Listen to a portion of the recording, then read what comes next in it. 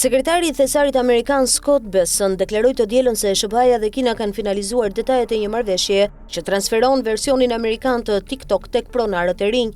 Arritëm një marrëveshje përfundimtare për TikTok, tha Bessent të dielën e emisionin Face the Nation të CBS me Margaret Brennan, duke u referuar Donald Trump dhe homologut të tij kinez Xi Jinping. Bessent vazhdoi: "Arritëm një marrëveshje në Madrid dhe besoj se që nga sot të gjitha detajet janë zgjidhur dhe do të jetë detyrë e dyutëheqësve ta përfundojnë atë transaksion gjatë një takimi të planifikuar për të njëjtën në Kore."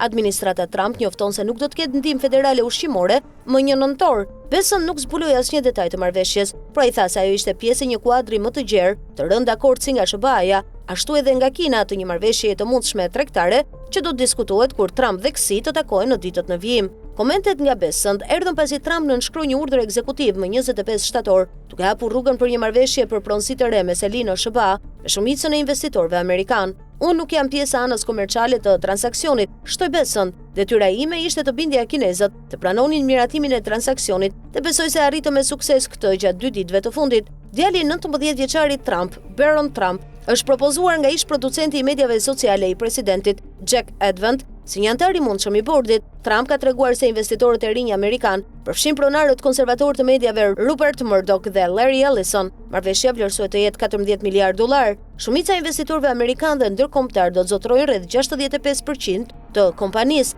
me ByteDance dhe investitorët kinez që zotrojnë më pak se 20% të aksioneve. Urdhri ekzekutiv i Trump u kalon mbikëqyrjen e algoritmit të aplikacionit investitorëve të rinj, përfshirë 6 nga 7 vendet në bordin e drejtorëve. Trump rriti në Malajzi të dielën për një samit të shoqatës së kombeve të Azisë Juglindore, si pjesë e një turneu 5 ditor në kontinent, me një takim të pritur ballë për ballë midis Trump dhe Xi të njëjtën. Të dy pritet të diskutojnë blerjet e sojës dhe produkteve bujësore nga fermerët amerikan, bilancin tregtar dhe krizën amerikane të fentanilit, e cila u përmend si bazë për tarifat prej 20% të Trump mbi importet kineze.